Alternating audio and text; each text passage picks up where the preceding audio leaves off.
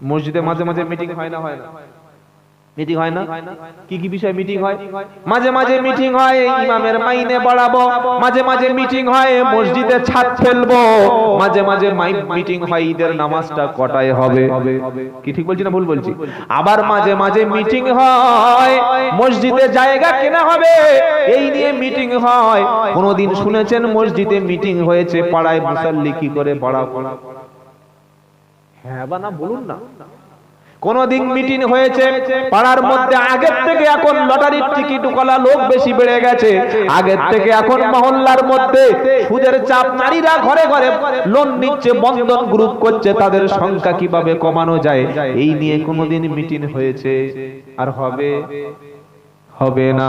যতক্ষণ মানুষ আসল কথাটা নিয়ে ভাববে না, ততক্ষণ সমাজ কখনো পরিবর্তন হবে না। সেজন্য মসজিদ কমিটিতে আমি সব জায়গায় বলি বক্তব্যে, 4টে গুণ ছাড়া কোনো ব্যক্তি মসজিদ কমিটিতে জায়গা পাবে না। ইন্নামা ইয়ামুরু মাসাজিদাল্লাহি মান আমানা বিল্লাহি ওয়াল ইয়াউমিল আখির ওয়া আকামাস সালাতা ওয়া আতাজ যাকাত ওয়া লাম ইয়াখশা ইল্লাল্লাহ। এটা 10 নম্বর পারা 8 নম্বর পৃষ্ঠা 9 নম্বর লাইনের 18 নম্বর আয়াত সূরা তাওবায় আছে, দেখে নেবেন। আল্লাহ বলছেন মসজিদ কমিটি যারা থাকবে তাদের মধ্যে গুণ থাকবে 4টা। 1 নম্বর তারা পাকা ঈমানদার, 2 নম্বর পাকা নামাজি, 3 নম্বর যাকাত দেনেওয়ালা, আর 4 নম্বর আল্লাহ ছাড়া অন্য কাউকে ভয় করবে না, শুধু ভয় করবে মসজিদ কমিটি একমাত্র কার? জোরে বলুন। আল্লাহর ভয়ে তারা মসজিদে কাজ করবে। এই 4টে গুণ যার থাকবে সে মসজিদ কমিটিতে জায়গা পাবে, আর 4টে গুণ যার থাকবে না কাল সকালে সে রিজাইন দেবে। জোরে বলুন। কি বলবে এবার বুঝতে পারছেন নাকি? এই সিস্টেমটা যদি মহল্লায় চালু হয় ইনশাআল্লাহ মুসলমানদের উন্নতি হবে। ফালতু টাকা খরচ করে কোনো লাভ আছে? মসজিদে এসি কি এসি কি কাজে লাগে বলুন? একটা লোক 5 মিনিট জামাতে নামাজ পড়বে, ওর জন্য এসি? ওই ইমাম সাহেবের ঘরে এসি লাগাতে পারে? ইমাম সাহেব 24 ঘন্টা মসজিদে আছে, তার তো এসির দরকার। তার ঘরে এসি আছে? ইমাম সাহেব আবার এসি, উনি সিঁড়ির তলায় থাকবে। কথা থাকবে সিঁড়ির তলায়, ইমামের এসি লাগে?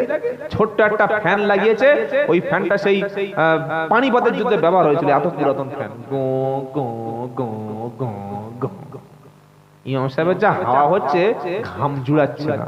খবরদার যুবকেরা, তোমরা এগিয়ে এসো। বারবার যুবকদের আমি অ্যাড্রেস করছি, সমাজ পরিবর্তনের জন্য যুবকদের এগিয়ে আসতে হবে। মসজিদে তোমরাই এসো ভাই। মহল্লার মধ্যে হারাম কোনো কাজ চলবে, শরিয়ত বিরোধী কাজ চলবে, কোনো মুসলমান সমাজ মেনে নেবে না। আর যদি আমরা চোখ থাকার পরে যদি অন্ধ হয়ে যাই, যদি অন্যায় দেখে যদি চুপচাপ থাকি, তো আল্লাহর নবী বললেন যখন তোমাদের সমাজে অন্যায় বেড়ে যাবে তোমরা প্রতিবাদ করবে না, সৎ কাজের আদেশ অসৎ কাজের নিষেধ করবে না, তোমাদের উপরে অত্যাচারী জালিম বাদশা চাপিয়ে দেওয়া হবে। এইবার তোমরা দোয়া করবে, আল্লাহ গো আল্লাহ গো। আল্লাহ বললে চিল্লে লাভ নাই, যাওয়া হয়ে গেছে। কি বুঝলেন? সেজন্য সৎ কাজের আদেশ অসৎ কাজের নিষেধ করব ইনশাআল্লাহ। এখানে মুত্তাকিদের সম্পর্কে বলছে, যারা থাকলে এবং না থাকলে লোককে দান করে। 3 নম্বর হলো ওয়াল কাদিমিনাল গায়জ ওয়াল আফিনা আনিন নাস। রেগে গেলে যারা রাগকে কন্ট্রোল করে। আর 4 নম্বর হলো যারা মানুষকে যারা ক্ষমা করে। জোরে হবে না? আল্লাহর নবীর সবচেয়ে বড় একটা বৈশিষ্ট্য ছিল, তিনি ছিলেন ক্ষমার নবী। বলুন সুবহানাল্লাহ। জীবনে কোনো মানুষকে খুন করেনি কে? মুহাম্মদ সাল্লাল্লাহু আলাইহি ওয়াসাল্লাম। জীবনে কোনো মানুষকে থাপ্পড় দেয়নি, জীবনে কোনো মানুষের প্রতিশোধ নেয়নি। এমন একজন নেতার নাম বলুন তো যে প্রতিশোধ নেয়নি? যে প্রতিশোধ নেয়নি কোন নেতার নাম বলুন? ক্ষমতায় আসলে মানুষকে মেরে জেলখানায় রেখে হাজার হাজার মানুষকে মিথ্যা মামলা দিয়ে জেলে ঢুকিয়ে দেয়। আমাদের নেতাদের এই চরিত্র আছে না? কিন্তু আল্লাহর নবী মুহাম্মদ মুস্তাফা সাল্লাল্লাহু আলাইহি সাল্লাম যেদিন তিনি মক্কা জয় করলেন, মক্কা জয় যেদিন করলেন 10,000 সাহাবা সাথে আসলেন। মক্কার কুরাইশরা কাফেররা তারা ভেবেছে 10,000 সাথী আছে, প্রত্যেকের হাতে তরবারি, আজকের মক্কায় জেনোসাইড হবে, গণহত্যা হয়ে যাবে। তারা ধরেই নিয়েছেন আজ আমাদের বাঁচার রাস্তা নাই। নবী কাবা শরীফ তাওয়াফ করলেন, তাওয়াফ করে কাবা শরীফের সামনে এসে বললেন, ও মক্কাবাসীরা বলো আজকে তোমাদের সাথে আমি কেমন ব্যবহারটা করব। তারা তো ভয় একদম কলিজা শুকিয়ে গেছে, আজকে সবার গণহত্যা হয়ে যাবে। নবীজি বললেন, শোনো আমি সেই ব্যবহারটা করব, আমি সেই কথাটা বলবো যে কথা আমার ভাই ইউসুফ আলাইহিস সালাম করেছিলেন। ইউসুফ নবীকে কুয়ায় ফেলেছিল, বাইরের লোক না, নিজের ভাইয়েরা। জানেন আপনারা, এটা সূরা ইউসুফে আছে। নিজের মায়ের পেটের ভাইয়েরা এবং নিজের শতাতো ভাইয়েরা তারা ইউসুফ নবীকে কুয়ার মধ্যে ফেলে দিয়েছিল। পরবর্তীকালে আল্লাহ ইউসুফ নবীকে যখন মিশরের ক্ষমতা দান করলেন, এই 11 ভাইকে আবার ওই নবী ইউসুফের পায়ের কাছে কে ফেললেন? জোরে বলেন। যখন ইউসুফ আলাইহিস সালাম চিনতে পেরেছেন আমার সেই ভাইগুলো আমার সামনে, যারা আমাকে হত্যার জন্য ষড়যন্ত্র করেছিল, সব যখন ধরা পড়ে গেল, নবী ইউসুফ আলাইহিস সালাম বললেন, লা তাসরিবা আলাইকুমুল ইয়াউম, আজ তোমাদের বিরুদ্ধে কোনো অভিযোগ নাই, তোমাদের সবাইকে আমি ক্ষমা করে দিলাম। আল্লাহর নবী কুরাইশদের সামনে, কোন কুরাইশ? যারা সাহাবাদের হত্যা করেছে, সাহাবাদের গলা কেটেছে, সাহাবাদের স্ত্রীদের বিধবা করেছে, সাহাবাদেরকে মক্কা থেকে তাড়িয়ে দেওয়ার জন্য যত রকমের ষড়যন্ত্র সবকিছু করেছে, একটাই মাত্র অপরাধ ছিল সাহাবাদের, কি? ওমা নাকামু মিনহুম ইল্লা আইয়ুমিনু বিল্লাহিল আজিজিল হাকীম। সাহাবাদের কোনো অপরাধ ছিল না, শুধু একটা অপরাধ কাফের কুরাইশদের কাছে খারাপ লেগেছিল, সেটা হলো মক্কার মুসলমানরা তারা এক আল্লাহর উপরে ঈমান এনেছিল, এই কারণে অত্যাচার করা হয়েছে। এবার নবী 10,000 নিয়ে যখন মক্কায় চলে আসলেন, কুরাইশ কাফেররা তারা সবাই লুকিয়ে পড়ল। কয়েকজন মক্কার বাইতুল্লাহর সামনে এসে বলল, আজ আমাদের সঙ্গে কি ব্যবহার হবে? নবীজি তরবারি নামিয়ে দিয়ে বললেন, আমি সেই কথা বলবো, লা তাসরিবা আলাইকুমুল ইয়াউম, আজ তোমাদের বিরুদ্ধে আমার কোনো অভিযোগ নাই, সবাইকে আমি নবী ক্ষমা করে দিলাম।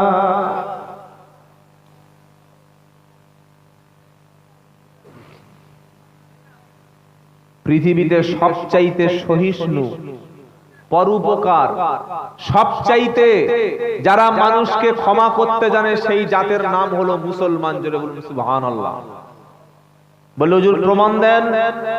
পৃথিবীর জমিনে আমরা যদি প্রতিশোধ নিতাম, তাহলে এই ভারতবর্ষ, পাকিস্তান, বাংলাদেশ যখন অখণ্ড ভারত ছিল, 7.5 থেকে 800 বছর পর্যন্ত টুপিওয়ালা দাড়িওয়ালারা মুসলমানরা এই দেশ শাসন করেছিল। আমরা যদি প্রতিশোধ পরায়ণ হতাম, আমরা যদি পরের ধর্মগ্রন্থকে নষ্ট করতাম, আমরা যদি অমুসলিমদের বিভিন্ন ধর্মীয় উপাসনালয়গুলিকে যদি চুরমার করে দিতাম, ভারতবর্ষের জমিনে মন্দির, গির্জা, চার্চ কোনো কিছু থাকতো? কোনো ক্ষতি করিনি, একটাও করিনি। যারা আজকের মিথ্যা করে বলছে অমুক মসজিদের তলায় শিবের লিঙ্গ আছে, অমুক খাজা বাবার কবরের তলায় মন্দির আছে, তারা সম্পূর্ণ ভারতবর্ষের সম্মানকে পৃথিবী নষ্ট করে দেওয়ার জন্য, ভারতবর্ষের মধ্যে দাঙ্গা লাগানোর জন্য, হিন্দু মুসলমানদের ঐক্য নষ্ট করে দেওয়ার জন্য, আমার ভারতবর্ষকে সাম্প্রদায়িক শক্তি যারা, তারাই চেষ্টা করছে বদনাম করে দেওয়ার জন্য। অথচ আমরা মুসলমানরা যতদিন শাসন করেছিলাম, কোনদিন ভারতবর্ষ একটা অমুসলিমকে জোর করে কলেমা পড়াতে বাধ্য। বিশ্বাস যদি না হয়, পৃথিবীর জমিনে 50টির বেশি মুসলিম দেশ আছে, একটা দেশের নাম বলুন যে দেশে কোন অমুসলিমকে জোর করে পিটিয়ে পিটিয়ে হত্যা করা হচ্ছে আর তাকে কলেমা পড়ানো হচ্ছে? দেখেছেন কোনদিন? এখন তো সোশ্যাল মিডিয়ার যুগ, কিছু হলেই সারা বিশ্বে ভাইরাল হয়ে যায়। অথচ আমরা আমাদের দেশে দেখতে পাচ্ছি সামান্য গোমাংস খাচ্ছে বলে, মাথায় টুপি দিয়ে ঘুরছে বলে, নামটা মুসলমান বলে, ঝাড়খণ্ড থেকে হরিয়ানা থেকে শুরু করে রাজস্থান, উত্তর ভারত থেকে শুরু করে প্রত্যেকটা রাজ্যে কম বেশি মব লিঞ্চিং করে সংখ্যালঘুদের উপরে, খ্রিস্টানদের উপরে আমরা দেখছি অত্যাচার হচ্ছে কি হয় না? আমরা মুসলমানরা হলাম সবচাইতে সহিষ্ণু পরোপকার জাতি। জোরে বলুন সুবহানাল্লাহ। আল্লাহর নবী সবাইকে ক্ষমা করে দিলেন, সবাইকে তিনি maaf করে দিলেন। তাহলে মুত্তাকি হওয়ার জন্য প্রথম যে গুণটা সূরা আল ইমরানে, থাকলেও আমরা মানুষকে দেব, না থাকলেও যতটুকু পারবো আমরা পরের উপকার করব, বলুন ইনশাআল্লাহ। আর 3 নম্বর কি? ওয়াল কাযিমিনাল গায়যা, রেগে গেলে আমরা রাগকে কন্ট্রোল করব, বলুন ইনশাআল্লাহ। রেগে গেলে কোনো সিদ্ধান্ত নেবেন না, রেগে গেলে চুপ থাকবেন। কারণ বেশিরভাগ মানুষ তার বিবিকে তালাক দেয় রেগে গিয়ে। দেয় কি দেয় না? স্বামী স্ত্রী দুজনে 20 বছর সংসার করলো, 2টি ছেলে 1টা মেয়ে, সুন্দর সংসার ভালো চলছে। হঠাৎ স্বামী একদিন বাড়িতে এসে বিবির সঙ্গে তরকারি লবণ বেশি হয়েছে এই নিয়ে ঝগড়া শুরু হলো। হয় কি হয় না? এত প্রচন্ড ঝগড়া। আর মায়েদের অভ্যাস আছে ঝগড়ার সময় বেশি বেশি বেশি কি কথা বলা। আপনি একটা বলবেন, আপনার স্ত্রী দেখবেন 4টে বলবে, আছে না নাই? জোরে বলুন। আল্লাহর নবী পাক সাল্লাল্লাহু আলাইহি ওয়াসাল্লাম তাই বললেন, নারীরা তোমরা স্বামীদের কথাগুলো মেনে নাও। ঝগড়ার সময় স্ত্রীকে বললো 1 2 3 তালাক। তালাক হলো কি হলো না? আরে জোরে বলো। তালাক যখন হয়ে গেল, 3টে ছেলে, 2টো ছেলে মায়ের কোলের উপরে গিয়ে কাঁদছে, আর ছোট মেয়েটা বাপের গলা জড়িয়ে ধরিয়ে কাঁদছে, আব্বা আব্বা। তখন স্বামী রেগে তালাক দিয়ে চলে গেল ইমাম সাহেবের কাছে, হুজুর আমার বউকে শেষ করে দিয়েছি। হুজুর বলে, সর্বনাশ, কি করেছি? কি করেছো? মেরে তো নাকি? বললেন না হুজুর, সারা জীবনের মতো শেষ। বললে কি করেছিস বল? খুন করেছিস নাকি? বিষ খাইয়ে দিয়েছো? বললে না, যে কথা বললে স্বামী স্ত্রী সম্পর্ক চলে যায়, ওই কথাটাই বলে ফেলেছি। তার মানে কি? জোরে বলুন। তালাক। ওরে জবানটা বড় পবিত্র, 3টে কথা বলে তুমি তোমার স্ত্রীকে হালাল করেছো। তোমার স্ত্রী ভুল করবে, তোমার স্ত্রী ক্ষমা করবে, তোমার স্ত্রী অনেক অপরাধ করবে, অতিরঞ্জিত কথা বলবে। ভুল করে কোন মুসলমান জীবনে তালাক দেওয়ার মতো সিদ্ধান্ত গ্রহণ, জোরে বলুন, করো না। ক্ষমা যদি তুমি করো, আল্লাহ তোমার ক্ষমা করে দেবে। ইমাম সাহেব বলল, কি করেছো? বলল, তালাক দিয়েছি। বললে, হুজুর এখন ফিরে পাবো কি করে? শরিয়াত বলছে আর ফিরে পাওয়ার কোন রাস্তা? একটাই রাস্তা আছে। রাস্তাটা কি? স্ত্রী যদি স্বেচ্ছায় খুশি হয়ে তালাক দেওয়ার পরে, স্ত্রী যদি 3 মাস 10 দিন ইদ্দত বা ডিউরেশন বা টাইম যে সময়টা আছে, 3 মাস 10 দিন পরে পৃথিবীর কোন একটা পুরুষকে স্ত্রী বিয়ে করলো, সেটা সেকেন্ড স্বামী, সেকেন্ড বিবাহ, সেকেন্ড ম্যারেজ করলো। দ্বিতীয় স্বামী যদি কোনোদিন মারা যায়, অথবা দ্বিতীয় স্বামী যদি আবার পূর্বের মতো আনফরচুনেটলি দুর্ভাগ্যক্রমে যদি তালাক দেয়, আবার 3 মাস 10 দিন পরে ওই স্ত্রীটা পৃথিবীর যে কোনো পুরুষকে যেমন বিয়ে করতে পারে, ঠিক এমনি ভাবে আগের স্বামীকে এবার বিয়ে। বোঝাতে পারিনি? বুঝতে পেরেছেন বাবা? ধরুন কেউ স্ত্রীকে তালাক দিয়ে দিল, ওই স্ত্রীটা 3 মাস 10 দিন পরে যে কোনো পৃথিবীর হালাল পুরুষকে বিয়ে করতে পারে। সেকেন্ড বিয়ে হয়ে গেল। দ্বিতীয় স্বামীর সঙ্গে আবার হয় তালাক হয়ে গেল কোনো কারণে, অথবা স্বামী ডেড হয়ে গেল, মারা গেল। মারা গেলে 4 মাস 10 দিন, আর তালাক দিলে 3 মাস 10 দিন ইদ্দত। কি গো?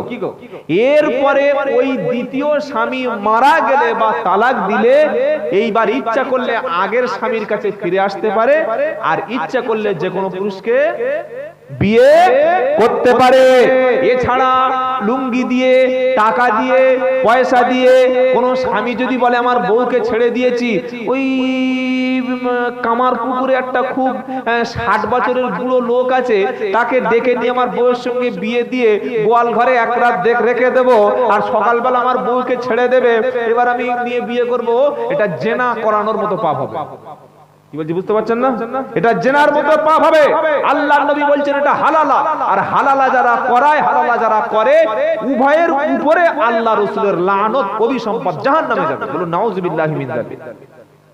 এই 15 দিন আগে ভাই, এটা আপনাদের কানে কানে বলছি, বাংলাদেশে কত রকম শয়তান, যদি শয়তান পৃথিবীতে দেখতে চান, বাংলাদেশে গেলে শয়তান ঠিক খুঁজে পাবেন। কি বলছি বুঝতে পারছেন না? আপনি পৃথিবীর যে কোনো দেশে গিয়ে শয়তান দেখবো, শয়তান দেখার ইচ্ছা আছে? যদি মনে হয় যে শয়তানকে খালি নজরে একটাবার জীবনে অন্তত দেখি, তো বাংলাদেশে গেলে মাল ঠিক খুঁজে পাবেন যে শয়তান বাংলাদেশে আছে। কি বুঝলেন? এই 15 দিন আগে একটা ইমাম সাহেব মসজিদে থাকে, আর ছোট একটা মাদ্রাসা আছে, তো তার একটা মেয়ে ছিল, তার স্বামীটা তালাক দিয়েছে। দেওয়ার পরে সকলে বললে এক কাজ কর, ইমাম সাহেবের কাছে গিয়ে প্রবলেমটা বল, হয়তো তিনি কোনো সলিউশন বার করে দেবে। কি গো, তিনি কোনো সলভ করবে। তো ইমাম সাহেব বলছে এক কাজ করো, তুমি আমার সঙ্গে বিয়ে করো, করে আমি তোমার সঙ্গে ওই যে সিস্টেম, যেটা বেদাতি সিস্টেম বা যেটা শরিয়াতের খেলাফ, আমরা একসঙ্গে এক রাত থাকবো, তোমাকে ছেড়ে দেবো, ব্যাস দিলেই আগের স্বামীর কাছে ফিরে যাবে। মেয়েরা তো অত বোঝে না শরিয়াত। কি গো বোঝে? যা বুঝিয়েছে জানি। ইমাম সাহেব বলছে ভুল বলছে, ইমাম সাহেব বলছে ভুল বলছে না, মাওলানা সাহেব বলছে মানে ঠিক বলছে, পীর সাহেব বলছে মানে ঠিক বলছে, বক্তা সাহেব বলছে মানে ঠিক বলছে। এইটা বিশ্বাস করা মানে হলো অন্ধবিশ্বাস। কি বলছি বুঝতে পারছেন না? কোন মাওলানা, কোন বক্তা, কোন হুজুর, কোন পীর সাহেব, যত বেশি মুরিদ থাকুক, যত বড় পীর সাহেব হোক, তার কথাটা শরিয়াতের দলিল না। বা হ্যাঁ একটা কিছু বলুন না। 1 লক্ষ মুরিদ আছে, 3 লাখ মুরিদ আছে, 5 লাখ মুরিদ আছে, 20,000 ভক্ত আছে, হুজুরের পিছনে লক্ষ লক্ষ মানুষ আছে। সকলে মনে করছে তাহলে এই পীর সাহেবটা যা বলবে দলিল। হ্যাঁ, এটা লোকেরা মনে করে। উমুক হুজুরের লাখ লাখ শ্রোতা আছে, বিশাল বড় একজন আন্তর্জাতিক খ্যাতি সম্পন্ন মুফাসসিরে কোরআন, উনি যা বলছেন সম্পূর্ণ ঠিক। এই কথাটা বলা মানেই কারোর অন্ধ অনুসরণ করা, অন্ধভাবে তার মেনে নেওয়া। কি বলছি বুঝতে পারছেন না? শরিয়াতের দৃষ্টিতে অন্ধ অনুসরণ, অন্ধ অনুকরণ আল্লাহ এবং তার রাসূল করিম সাল্লাল্লাহু আলাইহি ওয়াসাল্লাম ছাড়া পৃথিবীর কোন ব্যক্তির অন্ধ অনুকরণ করা জায়েজ না। যত বড় পীর সাহেব বলুক, যত বড় মুফতি সাহেব বলুক, যত বড় মাওলানা সাহেব বলুক, সেই মুফতি সাহেব, পীর সাহেব, মাওলানা সাহেবের কথার পিছনে কোরআন এবং সুন্নাহর যদি দলিল না থাকে, ওই কথা মেনে নেওয়া যাবে না। পীর সাহেব বলেছে পাগড়ি পরো, পাগড়ি পরবো। এখন পাগড়িটা দেখতে হবে পীর সাহেবের পাগড়িটা আল্লাহর নবী সাল্লাল্লাহু আলাইহি ওয়াসাল্লামের পাগড়ির সঙ্গে মিলছে কিনা। পীর সাহেব বলেছে দাড়ি রাখো, হ্যাঁ অবশ্যই দাড়ি রাখবো। এখন দাড়িটা দেখতে হবে আল্লাহর নবী সাল্লাল্লাহু আলাইহি ওয়াসাল্লামের সুন্নাতের সঙ্গে মিলছে কিনা। পীর সাহেব বলেছে জিকির করো, এখন জিকির করতে করতে লাভ দিয়ে গাছে উঠবো, না আস্তে আস্তে সুন্নাত তরিকায় জিকির করব, এই আমলটা নবী এবং সাহাবাদের সঙ্গে মেলাতে হবে। আন্দাজে কোনো পীরের কথা, কোনো আলেমের কথা অন্ধভাবে মেনে নেওয়া যাবে না। কোন আলেম, কোন মুফতি সাহেব যখন কুরআন এবং সুন্নাহ দিয়ে কথা বলবেন, সেটা আমরা মেনে নেব, বলুন ইনশাআল্লাহ। আর যে কথার মধ্যে, যে বয়ানের মধ্যে, যে বক্তব্যের মধ্যে যত বড় জামানার পীর সাহেব হোক, যত বড় আওলাদের রাসূল নাম ধরে আমাদেরকে ধোঁকা দিতে আসুক, সেই কথার মধ্যে যদি কোরআন না থাকে, নবীর সুন্নাহ যদি না থাকে, কথাটা ছুঁড়ে ফেলে দেব। 4 পয়সা দাম, আমার পীর সাহেব বলেছে মানে ঠিক, আমার হুজুর বলেছে ঠিক, এটা তো অন্ধ অনুকরণ হয়ে গেল। শরিয়াত কোন অন্ধ অনুকরণ ধর্মের নাম নয়। ইসলাম জাস্টিফাই করতে বলেছে। ইসলাম বলছে তুমি পড়াশোনা করো, তুমি গবেষণা করো, ফাসআলু আহলা যিকরি ইন কুনতুম লা তা'লামুন, তুমি যদি না জানো, যারা জানে তাদের কাছে জেনে নাও। সুতরাং অন্ধভাবে ধর্ম পালন করতে হবে, ওই ধর্মটা ইসলাম না। ওই ধর্মটা, মাওলানা সাহেব বলেছে আমার সঙ্গে বিয়ে করো, এবার মেয়েটা বিয়ে করেছে, মাওলানা সাহেব বলছে বিয়ে যখন করেছো তাহলে আজকে হয়ে যাক। রাত্রে বেলা ওই মসজিদে, তার পরের দিন মিডিয়া হাইলাইট হয়েছে, মসজিদের সিঁড়ির উপরে শারীরিক সম্পর্ক করে 2 ঘন্টা পর ইমাম সাহেব তালাক দিয়েছে, মসজিদের মধ্যেই কাজ। হ্যাঁ, আমাদের ডকুমেন্টস আছে, বাংলাদেশি কাজটা হয়েছে। চিন্তা করতে পারছেন এ কেমন আলেম ভাই? একটা অবলা নিরীহ মেয়েকে পেয়ে বিয়ে করে মসজিদের সিঁড়ির উপরে খারাপ কাজটা করে, যেহেতু মসজিদের শারীরিক সম্পর্ক করা শরিয়াতে জায়েজ না। 2 ঘন্টা পরে তালাক দিচ্ছে, মেয়েটা বলে ছেড়ে দিচ্ছ, বলে এইবার এই স্বামীর কাছে ফিরে বিয়ে করো। বলুন নাউজুবিল্লাহ, বলুন নাউজুবিল্লাহ। তাহলে এই যে পুরুষ তার স্ত্রীকে তালাক দেয়, এটা রাগের মাথায় দেয় নাকি খুশি হয়ে আনন্দে দেয়? রাগের মাথায় কোনো সিদ্ধান্ত আমরা নেব না। আপনার রাগ হয়ে গেছে, রাগে হয়ে গেছে, কোন রকম সিদ্ধান্ত নিতে যাবেন না। রাগের সময় ওযু করবেন, বেশি করে পড়বেন আউযু বিল্লাহি মিনাশ শাইতানির রাজিম। রাগ যদি হয়ে যায়, আল্লাহর নবী সাল্লাল্লাহু আলাইহি সাল্লাম তিনি বলেন, তোমরা রাগকে কন্ট্রোল করতে শেখো। রাগের মাথায় কোনো ব্যক্তিকে ফট করে বড় কথা বলে দিও না। পরে ঝগড়া যখন মিটে যাবে তখন অনুতপ্ত অনুশোচনা করা ছাড়া কোনো উপায়। এখানে মুত্তাকি কারা? আল্লাযীনা ইনফিকুনা ফিস সাররাই ওয়াদ দাররা, যারা সচ্ছল এবং অসচ্ছল অবস্থায় থাকলে দান করে, না থাকলেও যতটুকু পারে দান করে। 3 নম্বর ওয়াল কাযিমিনাল গায়যা, রেগে গেলে নিজেকে কন্ট্রোল করে নেয়। যে ব্যক্তি কুস্তি করে, মল্ল লড়াই করে, কুস্তিতে তার বিপরীত ব্যক্তিকে পরাস্ত করে দেয়, এটা বীর নয়। বীর হলো সেই ব্যক্তি যে ব্যক্তি রেগে গেলে কন্ট্রোল করে। আর 4 নম্বর ওয়াল আফিনা আনিন নাস, মানুষকে যারা ক্ষমা করে দেয়। জোরে বলুন। যুদ্ধের ময়দানে শেরে খোদা হযরতে আলী রাদিয়াল্লাহু তাআলা আনহু, তার সাথে লড়াই হচ্ছে এক ব্যক্তির, তার হাতে তরবারি। হযরতে আলী রাদিয়াল্লাহু আনহু, তার হাতে তরবারি। এক পর্যায়ে হযরতে আলী রাদিয়াল্লাহু তাআলা আনহু মারতে মারতে তাকে ফেলে দিয়েছে জমিনে। এবার গলায় ছুরিটা চালাবে, হঠাৎ ওই মুশরিক ব্যক্তি মুখের থুতু নিয়ে হযরত আলী রাদিয়াল্লাহু তাআলা আনহুর মুখে ছিটিয়ে দিল। যেই মুখে থুতুটা ছিটিয়ে দিল, হযরতে আলী কাররামাল্লাহু ওয়াজহাহু সঙ্গে সঙ্গে বুকের উপর থেকে নেমে গিয়ে তরবারিটা খাপের মধ্যে রেখে দিল, দাঁড়িয়ে আছে। তখন সে তো অবাক হয়ে গেছে। সে ব্যক্তি বলেন, আলী কি হলো? এতক্ষণ তুমি আমাকে মারবে বলছিলে, আমি তোমাকে হত্যা করছিলাম, তুমি আমাকে হত্যা করতে আসছিলে, তো মুখে থুতু দিয়েছি, থেমে গেলে? ওই যে থুতুটা দিয়েছে রেগে গিয়ে। কিন্তু আমরা অনেক সময় ঝগড়ার সময় মুখ আঁচড়ে খামচে নিই না, কথা বলে। কিছু কিছু লোক আছে বাবা, বউকে মেরে মুখ ফাটিয়ে দিয়ে, নাক ফাটিয়ে দিয়ে ছোট ছোট রক্ত আসছে, আছে না? মারতে মারতে বউয়ের কান থেকে রক্ত বার করে দিয়েছে, মুখ ছিঁড়ে দিয়েছে, কানের যে মানে অলংকার মহিলারা পরে এক থাপ্পড়ে কানের দুল কোথায় চলে গেছে, কিয়ামত পর্যন্ত খুঁজে পাওয়া যায়। এরকম লোক আছে না?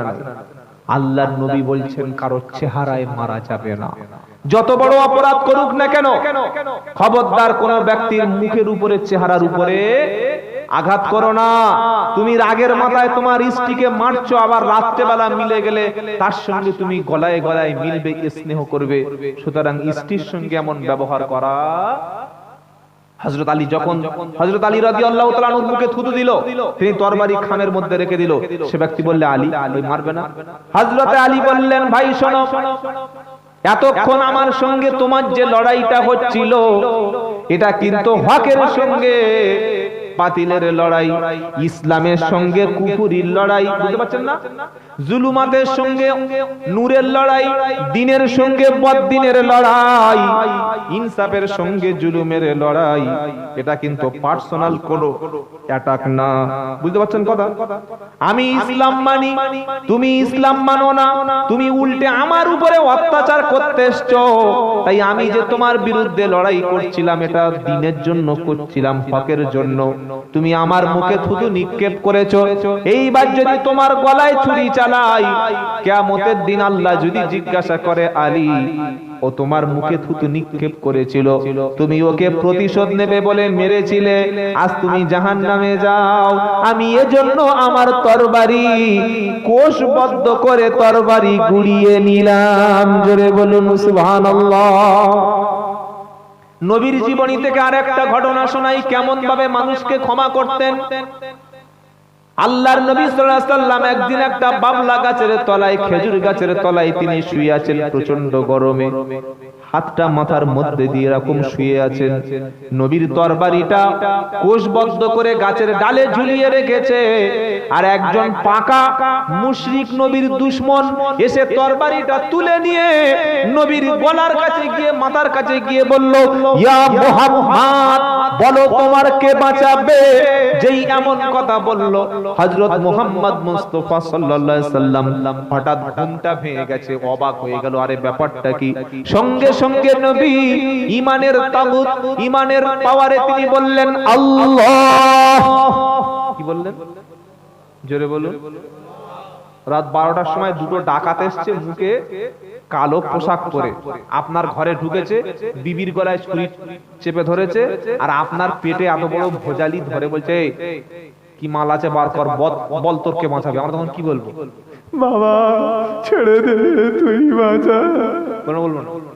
সঙ্গে সঙ্গে পকেটে ফোন করে, ফোন বার করে থানায় ফোন করে, হ্যালো স্যার, কি বলছেন? এটা তো আমাদের ঈমান। কি বুঝতে পারছেন না? আমরা বিপদে পড়লে আমরা নেতাদের কাছে, দাদাদের কাছে, পাশে কে আছে তাকে খবর দিই, বাবা বাঁচা, বাবা মরে গেলাম। আর যারা প্রকৃত ঈমানদার তারা করবে নাকি? যেই বলেছে তোকে, তোমাকে কে বাঁচাবে ইয়া মুহাম্মদ, আল্লাহর নবীর সঙ্গে সঙ্গে বলছেন আল্লাহ। কি বললেন? এরকম বলেছে, এরকম আছে আওয়াজ। দেখুন, খাওয়া দাওয়া দূরে হয়েছে আপনাদের। বাঁকুড়ার লোকের ঈমান তো অনেক বেশি গো। জোরে বলুন আল্লাহ। না হয়নি। যারা বিয়ে করনি ভাই, তোমাদের শরীরে এখন ভোল্টেজ বেশি। দেখি যারা বিয়ে করনি সকলে একবার বলো তো আল্লাহু আকবার।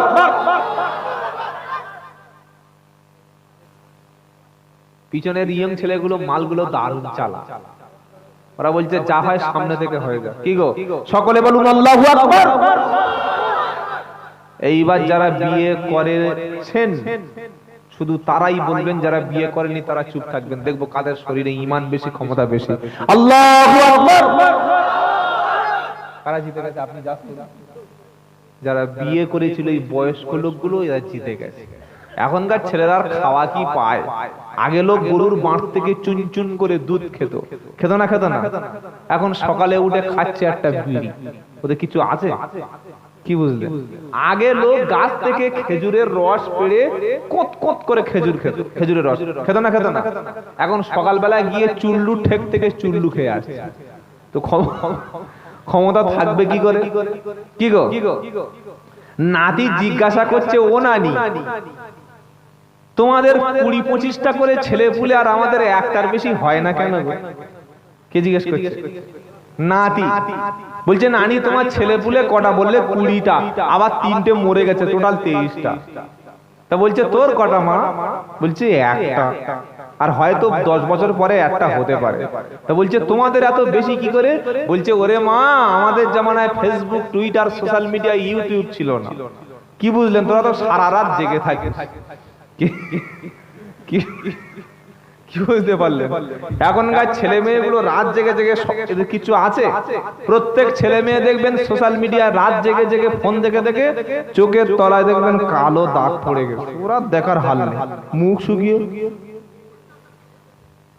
আর আগেকার বয়স্ক মানুষ এই যে বসে আছে, এই আমাদের যারা মুরব্বী সব বসে আছে, একটা টেনে চড় মারলে এখনকার 18 বছরের ছেলের সঙ্গে সঙ্গে হার্ট অ্যাটাক হয়ে যায়। আগেকার খেত কি একদম ঘরের চালের রান্না, আর কি ঘরের চাষ করা সার ছাড়া সবজি, গরুর দুধ, আর ওই রকম ঘুম ছিল। এশার নামাজ পড়ে উঠতে কখন? ফজরের আজান হলে মসজিদে নামাজ পড়ে, আর দুটো গরু নিয়ে এখন জোর পর্যন্ত হাল চষত।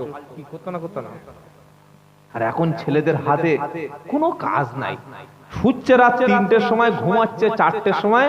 ওই যে ঘুমিয়ে পড়লো, বেলা 12টার সময় ঘুম থেকে উঠে ব্রাশ নিয়ে প্রথমে একটা চা খেয়েছে, ভাত খাচ্ছে বিকাল 3টের সময়, বিড়ালের খাবার।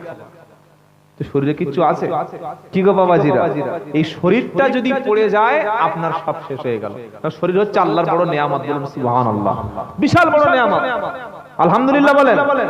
এইবার সকলে মিলে একটা তাকবীর দেন, নারায়ে তাকবীর। তাহলে নবীজি সেদিন কি বলেছিলেন? আল্লাহ। কি বলেছিলেন? আমাদের যদি কেউ মারতে আসে, আমরা যদি কেউ কঠিন বিপদে পড়ি, সঙ্গে সঙ্গে আমার মুখ দিয়ে কি বার হবে? আল্লাযীনা ইদা আসাবাতুহুম মুসিবা ক্বালু ইন্না লিল্লাহি ওয়া ইন্না ইলাইহি রাজিউন।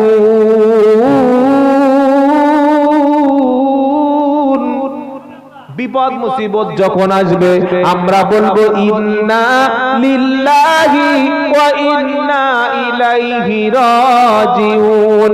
আসুক না যত বাধা যত ঝড় সাইক্লোন, রাসূলের পথে মোরা চলবো, এ জীবন বাজি রেখে বাংলার জমিনে মোরা কোরআন সুন্নাহ অনুযায়ী চলবো ইনশাআল্লাহ। জোরে বলুন। মোরা কামানের মুখোমুখি দাঁড়িয়ে আল্লাহু আকবার বলবো। আসুক না যত বাধা যত ঝড় সাইক্লোন, দিনের উপরে মোরা চলবো। মোরা রাইফেলের মুখোমুখি দাঁড়িয়ে আল্লাহু আকবার বলবো। তাকবীর তাকবীর। কেন? আমাদের এই অন্তর, আমাদের দিলে আল্লাহ এবং রাসূলের জন্য আমরা জায়গা করে দিয়েছি। বলুন সুবহানাল্লাহ।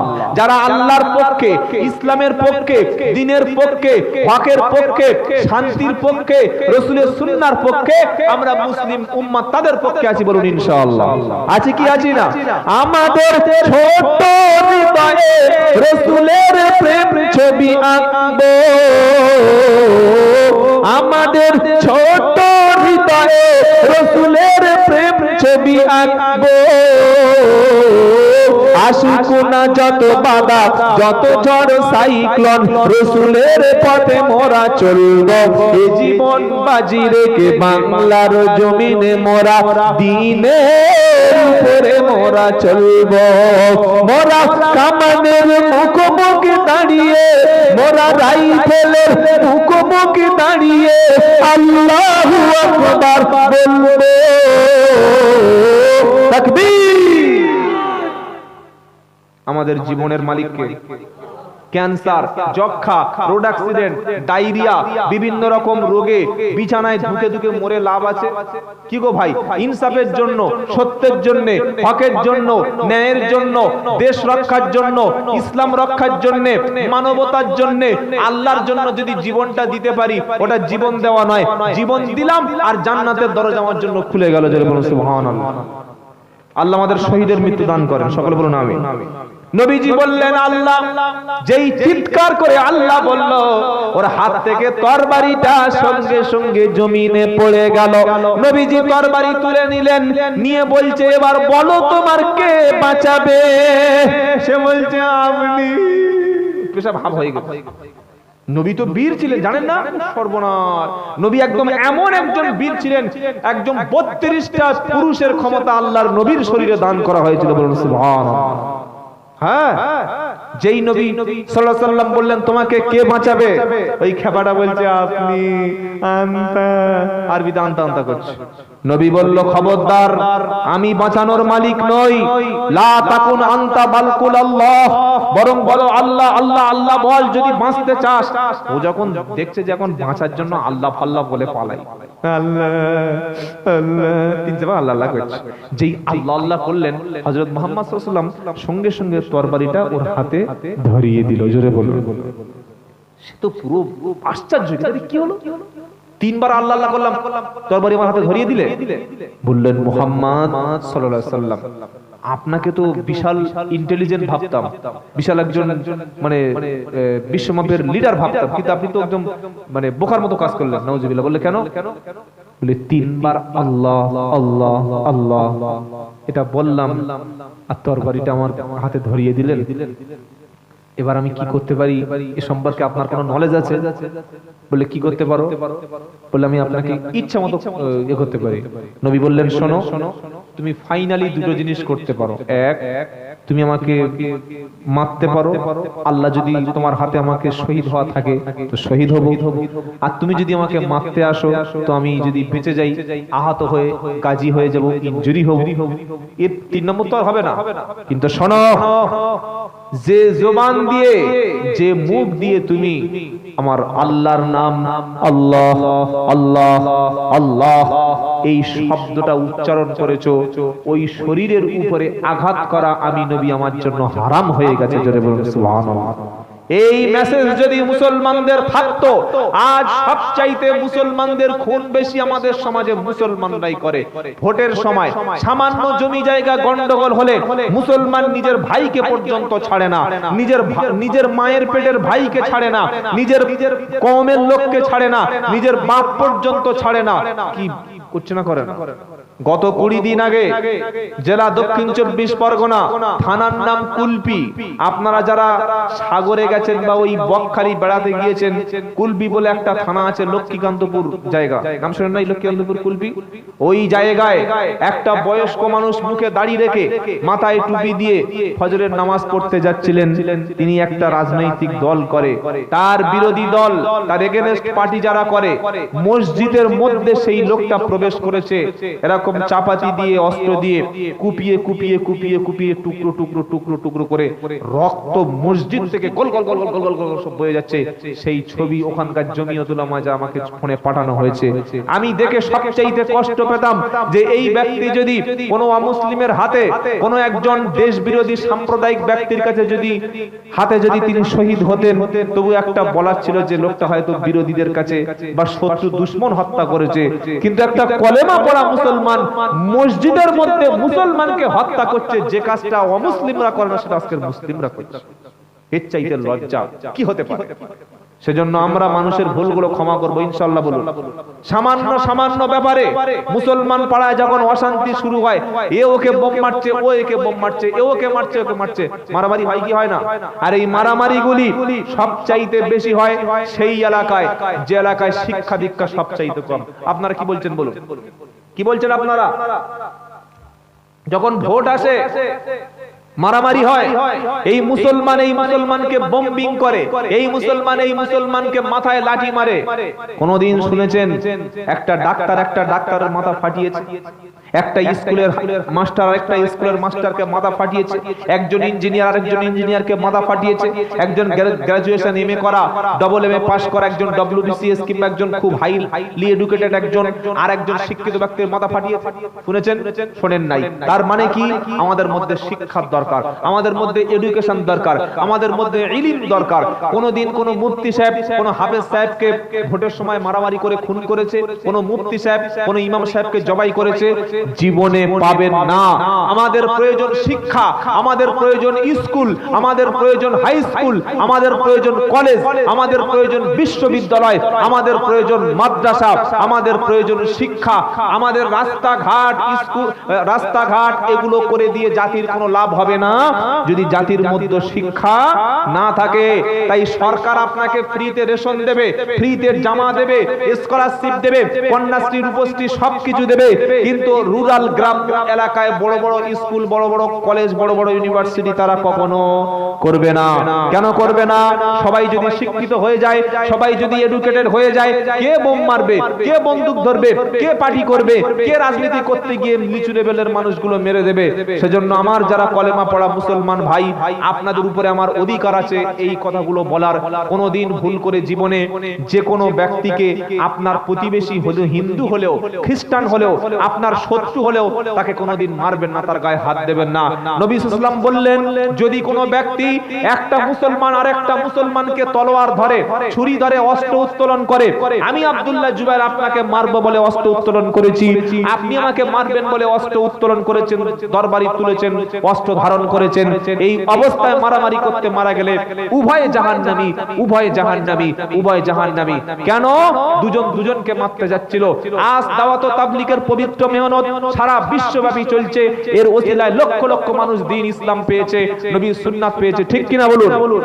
কিন্তু সবচাইতে কষ্ট লাগে বাংলাদেশে, আমি বললাম যে শয়তান যত সব বাংলাদেশে পাওয়া যাবে। বিশ্ব ইজতেমাকে কেন্দ্র করে 7 গ্রুপ এবং জুবায়ের গ্রুপ, এই দুই গ্রুপের মারামারি যখন শুরু হলো, 3 থেকে 4 জন মানুষ এই বিশ্ব ইজতেমাকে কেন্দ্র করে হত্যা করা হয়েছে। এর চাইতে ন্যাক্কারজনক নিকৃষ্ট কাজ বিশ্বে আর একটা হতে পারে না। তাই মুসলমানদের সংযত থাকতে হবে। পীরের মুরিদদের লড়াই আছে, হুজুরদের মধ্যে লড়াই আছে, আমাদের মধ্যে লড়াই থাকবে কেন? আমরা যদি মানুষকে ক্ষমা করতে না শিখি তাহলে কে আমাদের ক্ষমা করবে? সকলে বলুন, যাদের সঙ্গে ঝগড়া, যাদের সঙ্গে আমাদের অশান্তি, আমার পাড়ায় যদি কোনো মানুষ তার সঙ্গে আমার কথা না হয়, যদি আমার বাড়ির পাশে একটা মানুষ যদি আমার শত্রু হয়ে থাকে, আল্লাহর কোরআন বলছে ইদফা বিল্লাতি হিয়া আহসান, তোমার শত্রু যদি কেউ হয়, তোমার দুশমন যদি কেউ হয়, সে তোমার সঙ্গে দুশমনি করছে, তুমি তার সঙ্গে দুশমনি খতম করো, তার বন্ধুত্বের হাত বাড়িয়ে দাও, সালাম দাও, ডেকে দাওয়াত করে খাও, তোমার বাড়িতে কোনো অনুষ্ঠানে তাকে ইনভাইট করো। দুশমনের সঙ্গে যদি খারাপ আচরণ করো, দুশমনি বেড়ে যাবে। আর দুশমনকে যদি বন্ধু বানাতে চাও, তাহলে আল্লাহর কোরআন বলছে যদি কেউ তোমাকে মন্দ ব্যবহার করে, মন্দের প্রতিদান ভালো দিয়ে দাও, দুশমন তোমার বন্ধু হয়ে যাবে। বলুন সুবহানাল্লাহ। আমরা বন্ধু বাড়াবো না দুশমন বাড়াবো? বন্ধু বাড়াবো। আমরা মানুষকে ক্ষমা করব। সকলে বলে ইনশাআল্লাহ। 11:05 হয়ে গেছে, আগে তো বলতে হবে।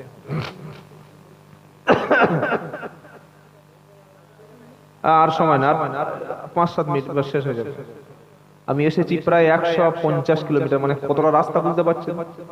আবার যাওয়ার 150 কিলোমিটার, মানে প্রায় 300 কিলোমিটার আমার যাওয়া আসা। হুজুর অনেকক্ষণ বলুন। বেশি শোনার মধ্যে কোনো কামিয়াবি নাই। কামিয়াবি আছে যেটা সামি'না ওয়া আতা'না, মুমিন শুনে আর মেনে নেয়। ডাক্তার প্রেসক্রিপশন লিখে দিয়েছে, এতটা ওষুধ দিয়েছে, ও ওষুধগুলো কিনে এনে সব শোকেসের মধ্যে ভরে রেখেছে। 4 দিন 5 দিন হলো, রোগ বেড়ে গেল।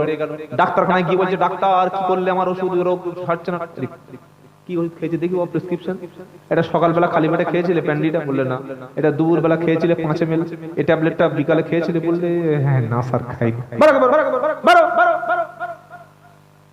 না খেয়ে না ট্রিটমেন্ট করেও আমাকে বলতে এসেছে। কি গো মুসলমানেরা, খালি বলছে হুজুর এত জলসা হচ্ছে, কই লোক ভালো হচ্ছে না তো।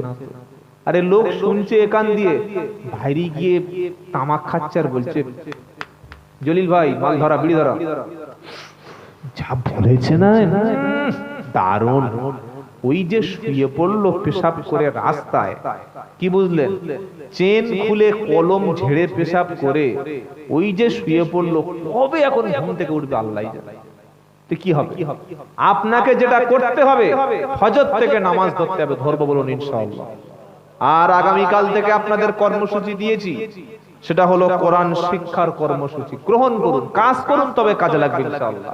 প্রত্যেকে এখান থেকে নিয়ত করে উঠুন, আমি 1 থেকে 2 মাস 3 মাস যত তাড়াতাড়ি দ্রুত পবিত্র কালামুল্লাহ শিখে নেব। বলুন ইনশাআল্লাহ।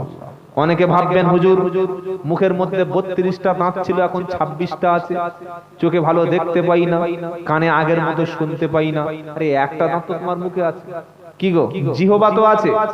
তুমি যদি চেষ্টা করো কোরআন শিখবো, আল্লাহ সূরা কমারের মধ্যে বলছেন ওয়ালাকাদ ইয়াসসারনাল কুরআনা লিযিকর, আমি আল্লাহ কোরআন পড়া, কোরআন মুখস্থ, কোরআন থেকে জ্ঞান অন্বেষণ করা, এটা তোমাদের জন্য সহজ করে দিয়েছি। জোরে বলুন সুবহানাল্লাহ। ফাহাল মিন মুদ্দাকির, কে আছো? এসো এসো, কোরআন থেকে শিক্ষা নেবে। যদি আমরা পড়ার চিন্তা করি না করি, শিক্ষা অর্জন না করি, এরকম জলসা কিয়ামত পর্যন্ত হলেও আমাদের খুব একটা লাভ হবে বলে আশা করা যাচ্ছে না। মোটামুটি 2টি আয়াত দ্বারা আলোচনা করলাম যে মুত্তাকিদের মধ্যে কি কি কোয়ালিটি থাকা দরকার। আল্লাহ তাআলা প্রত্যেকটা কথার উপরে আমল করার তৌফিক দিক। সকলে বলুন আমিন।